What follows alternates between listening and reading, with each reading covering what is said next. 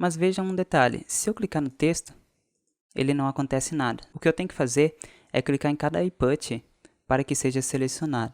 Então, como que nós temos que fazer que ao clicar no texto, ele seja selecionado também o nosso input? Aqui no meu caso eu deixei um pouquinho com zoom, fica muito mais fácil de selecionar.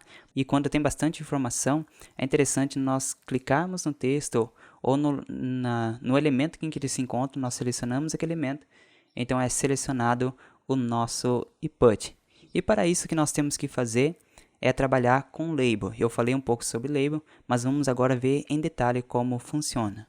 Então vamos entender o label.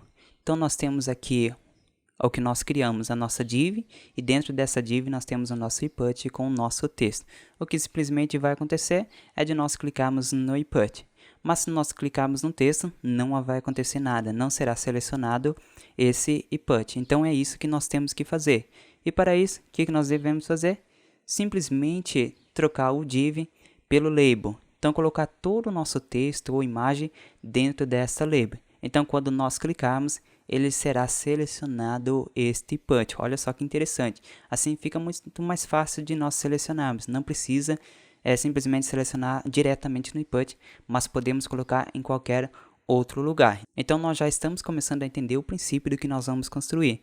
O que tiver dentro do label, nós podemos colocar uma imagem ou qualquer outra coisa. Se selecionar tudo que estiver dentro desse label, então será selecionado o input. Mas vamos ver essa situação, onde o nosso input ele está fora do nosso label. Agora, se eu clicar na palavra ou no qualquer outro elemento, ele não vai funcionar, porque o nosso input não está mais dentro do nosso label. Então, não será selecionado o nosso input. Então, o que nós temos que fazer quando eu quero trabalhar desta forma? Eu simplesmente coloco um ID no nosso input. Aqui eu coloquei um exemplo, ID R1. E no nosso label, nós colocamos o for R1. Quer dizer que está para o ID R1. Então, ele está sincronizado.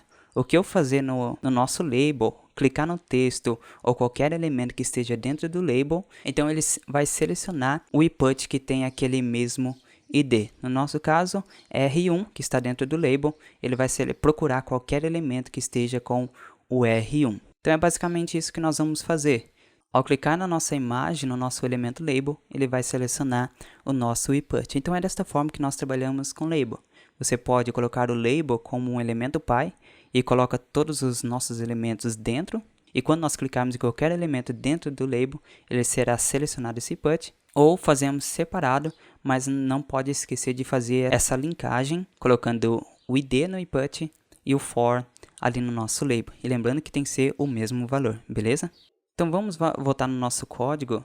Vamos trocar toda essa div pelo nosso label. Eu só vou renomear eles.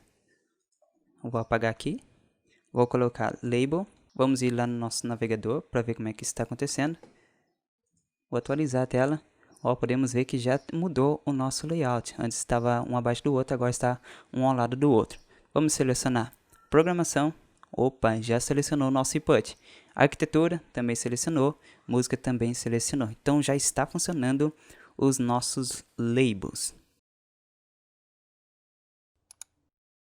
O que eu quero